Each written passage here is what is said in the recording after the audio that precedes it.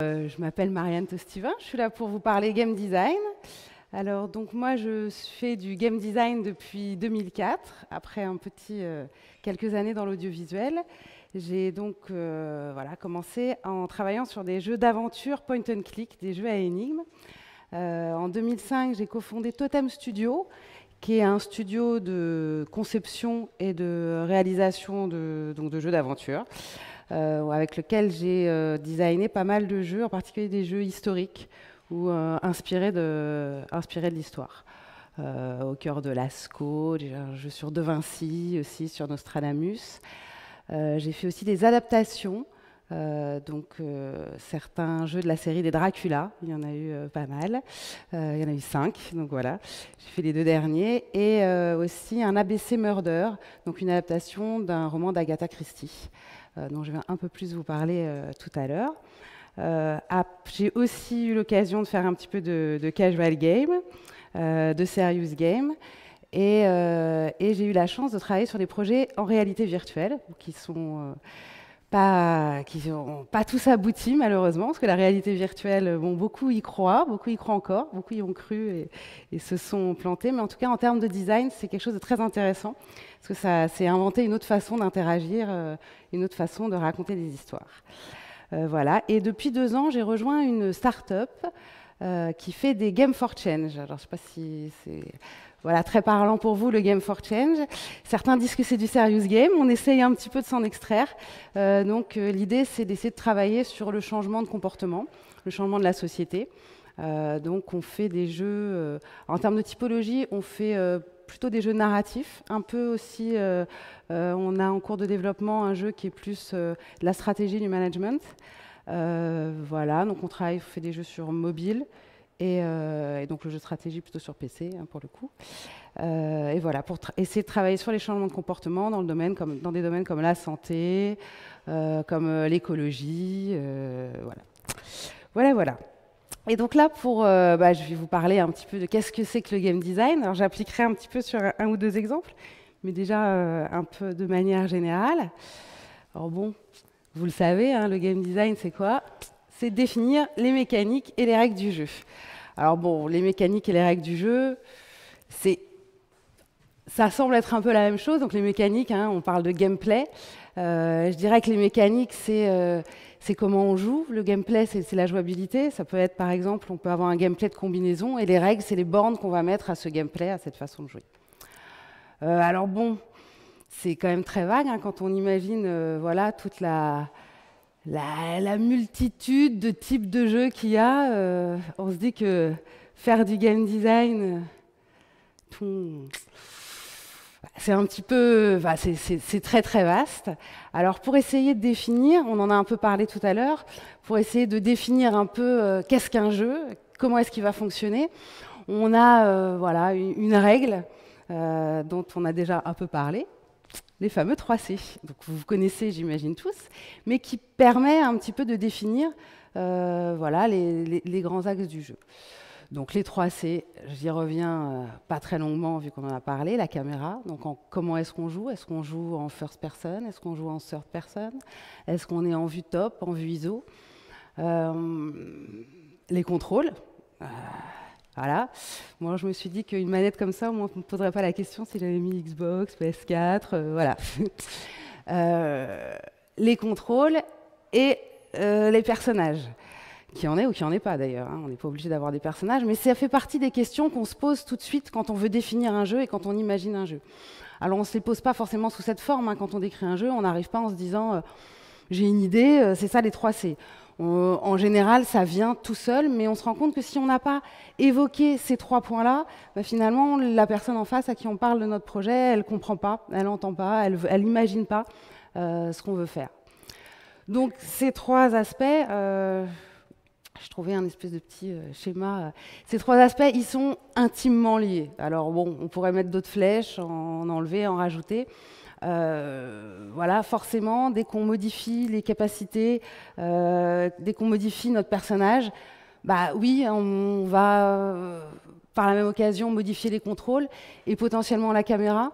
Voilà, toutes ces trois éléments, ces trois grands composantes du gameplay, elles sont intrinsèquement liées. L'autre façon de définir, l'autre concept qu'on utilise pour parler de jeu et de gameplay, c'est les boucles de gameplay. Bon, vous savez à peu près tous ce que c'est qu'une boucle de gameplay. Voilà, c'est le circuit d'objectifs, challenge, récompense. Qu'est-ce que je veux faire? Je ne sais pas, je veux aller dans la prochaine salle. Qu'est-ce qui se passe?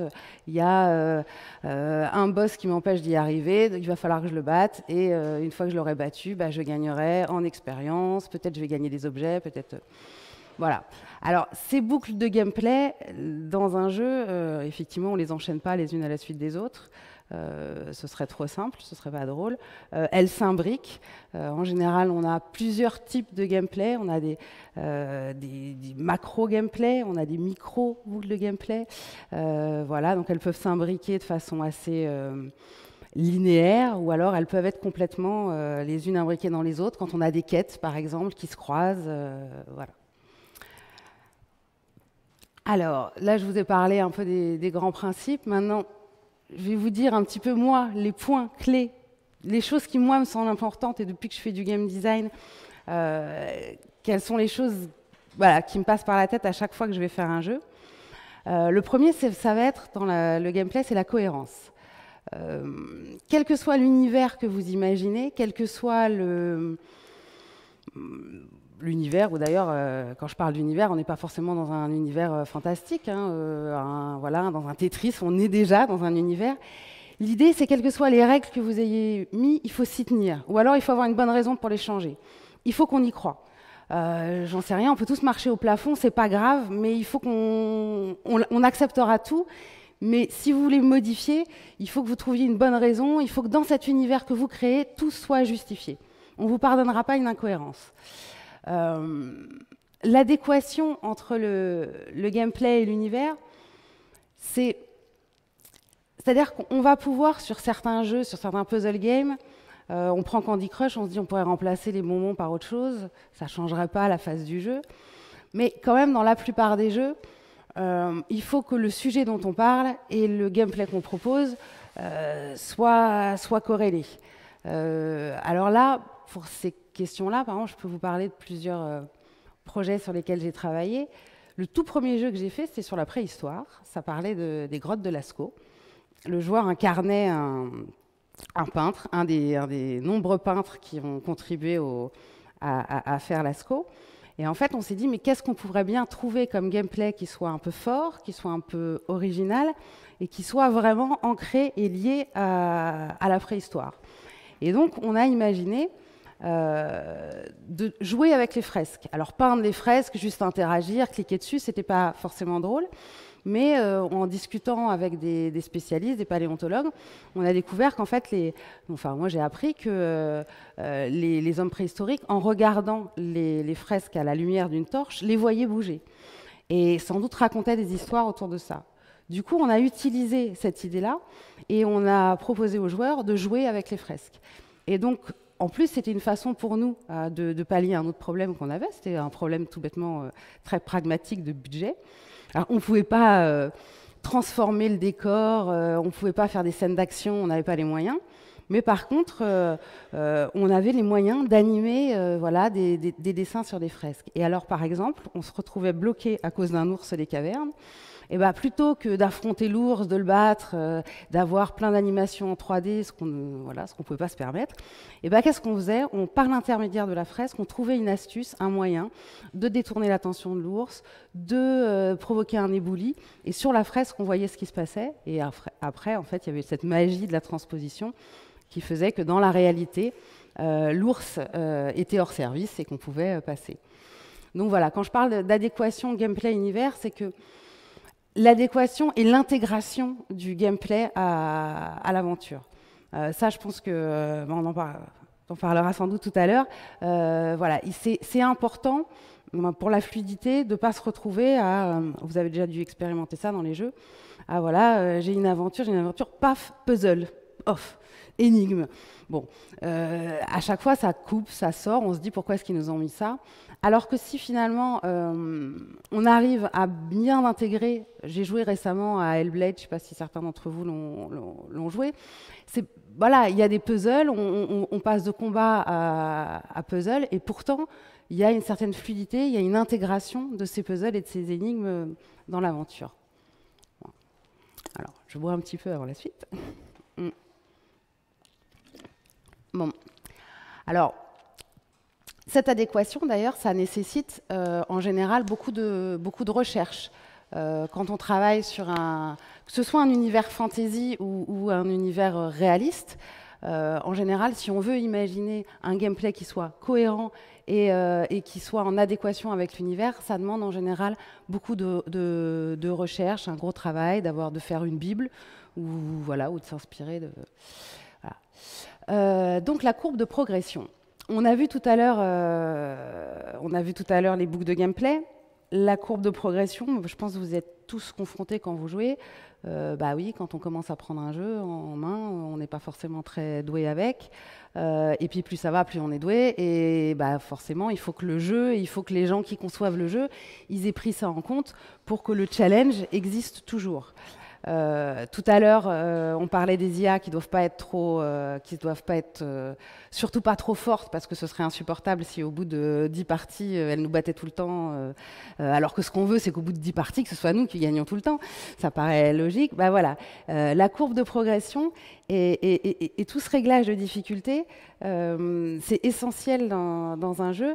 C'est ce qui va pouvoir, enfin, si on veut vraiment ce qu'on veut atteindre, en fait, c'est de mettre le joueur dans un état de flow. C'est le mettre dans un état où il va perdre la notion du temps. Pourquoi? Parce qu'on lui propose un challenge qui est suffisamment intense pour qu'il soit concentré dessus, mais qui soit quand même relativement à sa portée pour qu'il ne soit pas découragé. Et c'est ce dosage-là qui est à la fois intéressant et qui est difficile à trouver. En général, ça se fait dans toute la phase de test. Hein. On a un pressentiment quand on écrit un jeu. On se dit, bah là, oui, j'ai un gameplay, je vais le faire évoluer pour que ce soit de plus en plus compliqué. On a l'intuition qu'on va rendre les choses plus difficiles, mais c'est qu'en testant, c'est qu'en cours de développement qu'on peut vraiment se rendre compte si ça fonctionne ou si ça ne fonctionne pas. Voilà. D'ailleurs, ce que j'ai pas dit mais que je voulais dire un petit peu avant sur les questions des gameplays, dans un jeu, on a plusieurs gameplays, on a quelques gameplays principaux. Alors en fonction des jeux, ça peut être 1, 2, 3, voire parfois plus. Mais en général, voilà, il ne faut pas multiplier. Ça ne sert à rien d'avoir un patchwork de mécaniques de jeu différentes parce que justement, les gens ne vont pas avoir le sentiment d'apprendre. Ou alors, il faut que ces mécaniques de jeu différentes, ce soit le cœur du jeu. Par exemple, il y a des petits jeux... j'ai découvert récemment un petit jeu mobile dont l'objectif, c'est de vous faire penser en dehors de la boîte. Donc, toutes les énigmes sont différentes, mais finalement, chaque énigme fait appel à... En fait, il faut jouer autrement.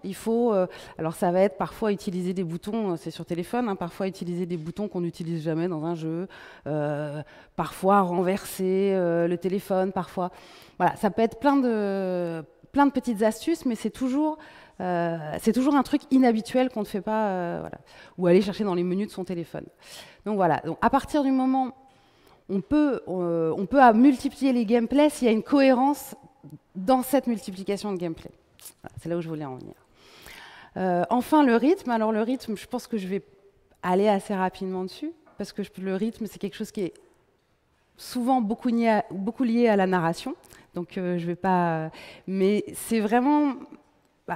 c'est une partie, quand on écrit un jeu... quand on conçoit un jeu et quand on pense à l'expérience que va avoir le joueur, c'est un élément essentiel et c'est en même temps un élément qui est très compliqué à gérer parce qu'on ne maîtrise pas le temps dans un jeu. J'ai fait du montage, c'était mon tout premier métier, comme je vous disais, avant de faire du jeu vidéo. Et quand on fait du montage, on a On a la main sur le cadre, on a la main sur le rythme, on a la main sur le temps. À partir du moment où on donne ça au joueur, eh ben, il va falloir trouver des façons de faire pour que lui-même donne un rythme dans lequel il se sente bien. Voilà. Alors, oui, ça je vous ai parlé un petit peu du game design en général. Après, je voulais un peu plus mettre le focus sur qu'est-ce que c'était concrètement au quotidien que de faire du game design, d'être game designer.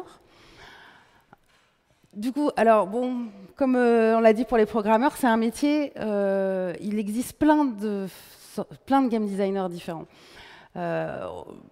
Moi, sur les jeux sur lesquels j'ai travaillé, par exemple, quand on change de typologie, ça n'a plus rien à voir. Quand on écrit un jeu d'aventure, quand on fait un jeu de stratégie, quand on fait un casual, on n'attend pas du tout de nous les mêmes choses. C'est pas les mêmes temps de production non plus. C'est pas les mêmes documents qu'on fournit. C'est pas quand on est dans suivant les structures dans lesquelles vous pouvez être amené à travailler, c'est pas la même chose non plus. Travailler dans des petites structures. Bon, souvent, c'est des jeux un peu moins ambitieux, mais ça veut dire que vous avez une vision d'ensemble. Vous êtes un game designer plus généraliste. C'est ce que j'ai beaucoup fait. Donc, c'est vrai que moi, j'aime bien ça. Je touchais un peu à tout. Après, sur des très grosses productions, on a besoin aussi de gens qui soient très spécialisés dans des domaines 2D. Ça n'a rien à voir de faire du narrative design, de gérer l'économie d'un jeu. Voilà. Il y a plein de façons de faire. Bon, alors je voulais dire quelques mots du level design aussi. Donc je pense que pareil, vous avez une idée quand même de ce que c'est. Le level design, c'est en gros appliquer les règles qui ont été fixées par le game design à une situation donnée.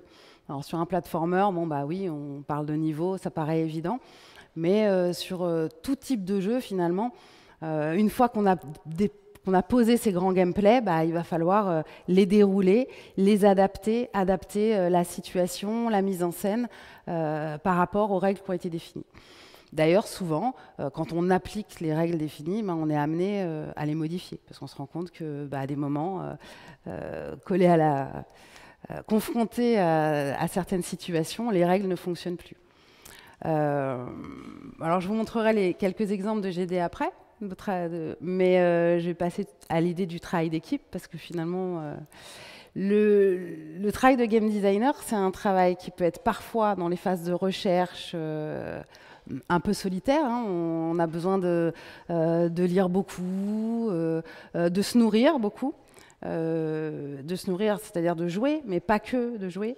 Je pense qu'il ne faut pas aller chercher l'inspiration que dans les jeux. On la trouve dans les séries, dans les livres, on la trouve dans la vie, on la trouve partout. On la trouve aussi dans d'autres types de jeux. Là, je parle game designer, jeux vidéo, mais bon, pratiquement tout ce que je dis s'applique aussi aux jeux de plateau. Aujourd'hui, il y a beaucoup de game designers qui travaillent aussi dans des escapes. Voilà, mais donc, il y a une partie solitaire dans le travail de game design, mais il y a aussi énormément, faire un jeu, on le fait à plusieurs, donc c'est vraiment une interaction avec les autres personnes de l'équipe, avec les autres game designers, parce que souvent c'est des équipes de game design, mais beaucoup, on interagit énormément avec les développeurs et avec les artistes. Voilà, donc il y a des allers-retours. En plus, le game design, ce qui est bien, c'est que tout le monde a un avis dessus. Donc tout le monde viendra vous dire que votre gameplay n'est pas bien, ou qu'il est une super idée et qu'on pourrait faire autrement. C'est normal. Voilà, donc c'est pour dire que c'est un travail, à mon sens, créatif et technique. C'est ça qui fait la force c'est ça que moi j'aime dans ce métier. Et je pense qu'il y a le curseur. Comme je disais, il y a plein de game designers différents, il y a plein de projets différents, il y a plein de boîtes différentes, et le curseur, il bouge entre le côté créatif et le côté technique. Il y a des game designers qui vont être qui font de l'intégration, qui vont travailler sur des systèmes, qui vont vraiment être très techniques, et d'autres qui vont être beaucoup plus sur de l'histoire, de l'univers, du ressenti. Enfin, on a des jeux, il y a autant de game designers que de jeux. Mais je pense que il y a toujours une partie logique. On peut difficilement créer un jeu et une illusion qui marche si même quand on fait un jeu poétique, même quand on fait Journey ou Flower, on n'a pas derrière quelque chose de construit et de logique. Voilà. Alors après, j'avais mis quelques exemples de GD. C'était pour montrer un petit peu ce que ça pouvait être. Alors là, c'est des exemples qui sont issus d'ABC Murder. Alors bon, vous n'allez pas à voir grand-chose, hein. Donc ça, c'est vraiment des documents de game design. C'est vraiment pas des images du... Bah, vous voyez, hein, c'est pas des images du jeu. Mais voilà, j'ai pas mis voilà, les docs Excel qui sont pas forcément très, voilà, très sexy à regarder, mais c'est pour un peu voilà, dire qu'est-ce que ça couvre. L'architecture un petit peu générale du jeu, des scènes. Là, c'était des descriptions des principaux gameplay. Donc pour vous mettre dans le contexte, donc ABC Murder, c'est Hercule Poirot et Hastings, hein, qui mènent l'enquête. Donc Poirot, c'est quand même un drôle de personnage, hein, qui passe son temps à tripoter sa moustache, qui supporte pas une tache sur son costume et qui préfère prendre une balle que d'avoir une poussière sur son costume. Et il est un petit peu pédant, un peu désagréable, mais voilà, il est très malin. Et son truc, c'est ses cellules grises et c'est ses raisonnements. Et en fait, quand on lit les bouquins d'Agatha Christie, c'est ça qui est amusant, c'est de voir tous ces enchaînements de déduction. Et donc là, l'idée, c'était comment est-ce qu'on représente, comment est-ce on rend le joueur acteur de ces déductions. Donc, on a pensé faire ça sous forme d'arbre, c'est-à-dire que le joueur récoltait à mesure qu'il progressait dans l'aventure, soit en interrogeant des suspects, des témoins, soit en inspectant des scènes de crime. Il récoltait un certain nombre d'indices, et en fait, la façon dont il va combiner, dont il va faire des liens entre ces indices, va amener des conclusions qui derrière lui serviront à soit à interroger, soit à reconstituer les faits. Donc ça, c'était un des gameplays principaux du jeu. Il y avait aussi l'interrogatoire. Voilà, une des qualités, pareil, de Poirot, c'était d'être capable c'est de pousser les gens dans leur retranchement, d'arriver à les faire parler là où d'autres échouaient. Et donc, voilà, comment est-ce qu'on mettait ça en scène pour pas faire juste des dialogues voilà, qui s'enchaînent où il fallait juste prendre le bon embranchement. C'était réussir à faire pression, à mettre l'autre dans un état voilà, soit d'angoisse, d'inquiétude, pour pouvoir voilà, lui faire dire ce qu'on voulait lui faire dire. Attention, si on les poussait trop, il craquait et on n'arrivait pas à obtenir quoi que ce soit d'eux. Voilà, bon, alors là, c'était des petits exemples d'interface. Voilà, quand on est game designer, on fait ça aussi, on fait des plans, parce que dans beaucoup de jeux, finalement, la configuration des lieux, l'ergonomie, tout ça, c'est lié à l'expérience de jeu. Donc voilà, après on en discute bien sûr avec les artistes, on essaie de voir qu'est-ce qui est possible, qu'est-ce qui n'est pas possible, mais voilà, il faut concevoir un petit peu. Donc là, c'est donc une scène de crime, comme vous pouvez le voir, toujours issue d'ABC Murder. Et je ne sais plus si j'ai un dernier truc. Oui, voilà. Alors ça, c'est les puzzles. Donc dans ce projet-là, on avait des puzzles donc en 3D où on pouvait tourner autour des objets. Voilà, c'était des énigmes. Je ne sais pas si vous connaissez le jeu The Room. C'était un petit peu, voilà, c'était inspiré de ça. Et ça, c'était typiquement, alors une demande de l'éditeur qui était d'avoir ce genre de puzzle. Donc, voilà, d'écrire les. Oui, parce qu'effectivement, ce que j'ai pas dit, mais parce que bon, pour moi c'est évident, mais ça ne l'est peut-être pas pour vous, c'est que souvent, quand on est game designer, on travaille un peu sur commande. Il y a toute une liberté créative, mais il y a des contraintes. Voilà, on a souvent un sujet qui nous est imposé, on a souvent une typologie parce qu'on travaille dans un studio souvent qui est spécialiste d'une typologie de jeu et que en général les studios font pas 15 types de jeux. Voilà, ils ont développé un pipeline de production, des outils, des compétences sur telle ou telle typologie. Donc en général, on continue. On peut la faire évoluer, mais voilà. Voilà, donc tout ça pour dire que quand même on a des contraintes, mais que ces contraintes-là, à mon sens, elles sont au contraire utiles pour inventer, pour créer. Parce qu'il n'y a rien de pire finalement que d'avoir une page blanche. Je pense que si on me disait demain, tu fais le jeu que tu veux, pour le budget que tu veux, ce serait terrible parce qu'il ne serait jamais fini. Voilà. Voilà, je crois que c'était un peu tout. Bah oui, merci à vous de jouer. Voilà.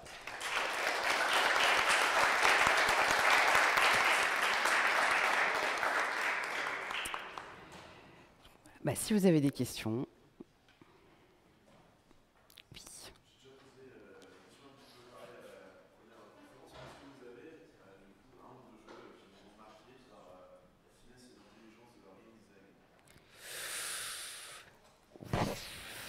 Alors, la finesse et l'intelligence du game design. Je sais pas. Après, moi, il y a un jeu qui me marque, il y a un jeu qui m'absorbe. Voilà. Alors, je sais pas si c'est par la finesse et l'intelligence, peut-être par le flow qu'il procure. Moi, par exemple, je suis une joueuse de civilisation et voilà. Une fois que j'ai un petit tour de plus, voilà.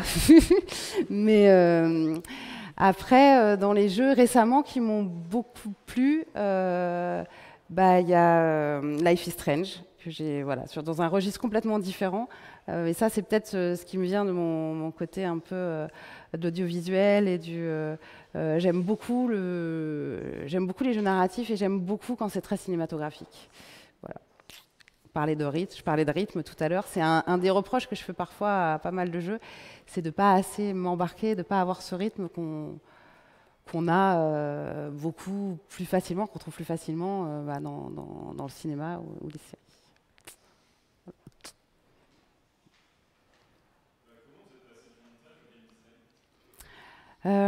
Alors, c'est un peu les hasards et la curiosité. Moi, j'écrivais. Le montage, c'était en fait, c'est une forme d'écriture, hein, le montage. Et je m'occupais en fait toujours des histoires des autres. Ça m'a un peu frustrée. J'avais envie d'écrire. Et à ce moment-là, c'est aussi un petit peu les rencontres. J'avais des amis qui étaient dans le milieu du jeu vidéo. J'avais une idée, une histoire, et du coup, on s'est dit, et puis des amis qui avaient des compétences plus de direction artistique et production, et on s'est dit, et si on essayait? Et on est allé avec notre projet, frapper à des portes, chercher des éditeurs, chercher des partenaires, et voilà. Et c'est vrai que j'ai eu la chance, du coup, sur les premiers jeux que j'ai faits, c'est des sujets que j'ai choisis. Mais on a fait toute l'étape d'aller à frapper aux portes, d'aller chercher des financements et de monter des coproductions. C'est des jeux en coproduction, voilà, plus sur un modèle audiovisuel. Il y avait une main de plus par là. Non. Oui. Finalement, dans un contexte de production, le game design, c'est plus une démarche itérative ou est-ce que c'est plus d'écrire un plan et essayer de s'y tenir un maximum jusqu'à la fin du projet? Je dirais qu'il y a, en fait, souvent c'est une démarche itérative en pré-production. Alors, parce qu'on doit quand même être efficace, hein. Donc l'idée, c'est quand même, on a toute une phase de pré-production où on teste. Et après, normalement, à la fin de la phase de pré-production, on a acquis, pas encore des certitudes, mais on a quand même. Et là, on doit dérouler une prod. Alors, ça ne veut pas dire qu'après, ça va pas changer. Hein. Si on se rend compte qu'il y a un truc qui ne marche pas, on le changera.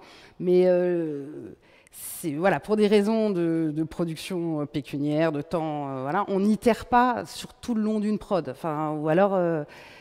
En tout cas, moi, j'ai jamais eu la chance de pouvoir faire ça. Mais je pense que voilà, tester c'est pas forcément si mal que ça. Tester et itérer pendant quelques temps sur ces grosses features, ces principales features, et ensuite dérouler. C'est un peu comme ça que ça se fait, souvent. Ouais. Dans ce cas-là, suite à la première question, quand vous allez itérer ou tester ça suite, si vous testez toujours, si vous testez, en fait, au bout d'un moment, vous allez bien devenir presque un expert du jeu. Comment est-ce que vous pouvez savoir Alors, il y a deux choses. Il y a est-ce qu'un gameplay fonctionne? Et ensuite, comment on le règle? Alors, c'est pas on le teste pas avec les mêmes personnes. C'est-à-dire que oui, il y a une phase de test où nous, on essaie déjà de voir si ça va fonctionner ou pas. Donc, même si effectivement on devient expert du jeu, en fin de pré-prod, on sait si le gameplay va être quand même relativement sympa. Si ça marche pas du tout, normalement, on sait à peu près ça.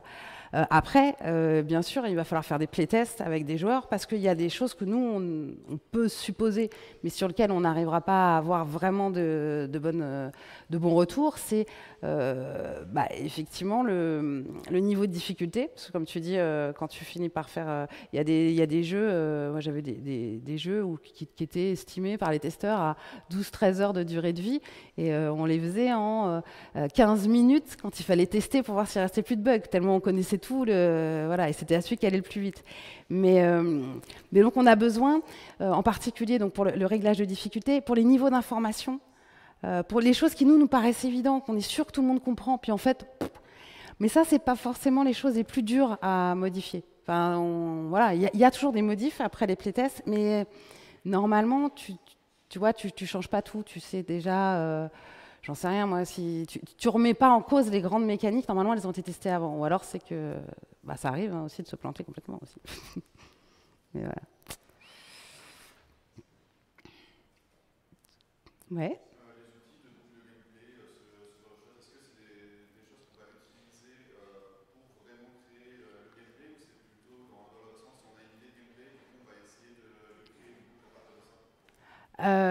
Les outils, je veux dire les grands principes. En fait, c'est plus de là, je dirais. Moi, par exemple, je pense pas à boucle de gameplay quand j'imagine un jeu, mais c'est plus des outils pour se dire, tiens, il manque quelque chose. En fait, on retrouve, en général, quand un gameplay fonctionne bien, on retrouve toujours ces étapes. Alors, elles prennent des formes différentes, mais on retrouve toujours ces étapes. Mais finalement, c'est comme les 3C. Je disais, c'est des questions que je me pose rarement dans ces termes-là. Mais c'est une façon, en fait, je dirais peut-être, c'est quand on commence de se dire, bah voilà, il y a des choses à... Voilà, et je check ma liste. Bon, bah, si j'ai mes 3 trucs de ma boucle, bon, ok. C'est plus un exercice technique qu'après on oublie. Voilà. Après, je dirais c'est plus comme ça. C'est comme, je sais pas, ouais. Non, j'allais dire c'est comme quelque chose, mais j'ai pas de métaphore pertinente sur ce coup-là. Tant pis. Ouais.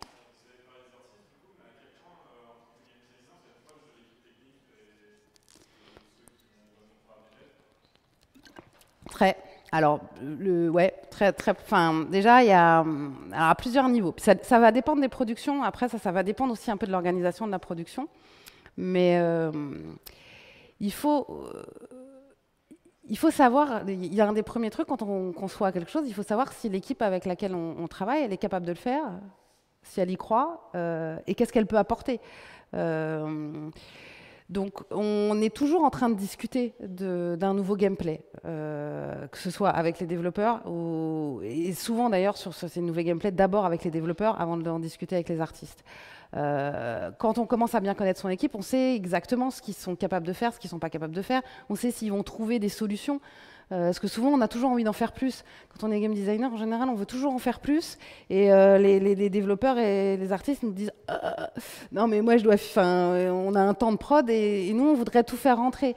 Et en discutant avec les devs, souvent, on trouve des solutions. C'est-à-dire qu'au premier abord, quelque chose qui a l'air difficile à réaliser, quand on change de point de vue, bah, on arrive souvent à trouver des solutions pour le rendre faisable ou pour couper quelque chose qui n'est pas très important finalement dans l'expérience de jeu, mais qui va faire que bah ouais, ça va être à notre portée. Donc pour ça, pour le côté logique, comme je disais, il y a beaucoup de jeux où on est quand même censé faire plus on débug, on débug en game design, plus les développeurs ils peuvent se concentrer sur l'essentiel. Il n'y a rien de pire que de donner un game design, et ça arrive parfois par manque de temps, où bah, y a plein de cas qu'on n'a pas pris en compte, et puis on a des développeurs qui viennent nous voir et nous font bah oui, mais là, qu'est-ce que je fais dans ce cas-là, ça marche pas. L'objectif, c'est pour ça, c'est d'en discuter, parce qu'ils peuvent nous aider à voir des trucs qu'on n'a pas vus, parce qu'il y en a toujours qu'on n'a pas vus, hein, faut pas se leurrer. Mais voilà, plus on prend en amont. Donc non, moi, tous les jours, je discute avec les développeurs, avec les artistes. Ça fait partie de... Après, sur une très très grosse équipe, des très grosses équipes, ça va peut-être pas se passer comme ça, mais voilà. Mais c'est essentiel, à mon avis. Et puis il y a des game designers très techniques. Hein. Il y en a de plus en plus aujourd'hui, des game designers qui font un peu de code, voilà, donc qui arrivent à comprendre. Comme il y a des programmeurs qui ont des notions de design. Enfin, on partage quand même une culture. Donc voilà. Toute autre question. Bon, plus de questions. Peut-être des futurs game designers parmi vous. Ou que des développeurs. Bah, c'est cool aussi. C'est cool aussi. Bon, bah merci alors.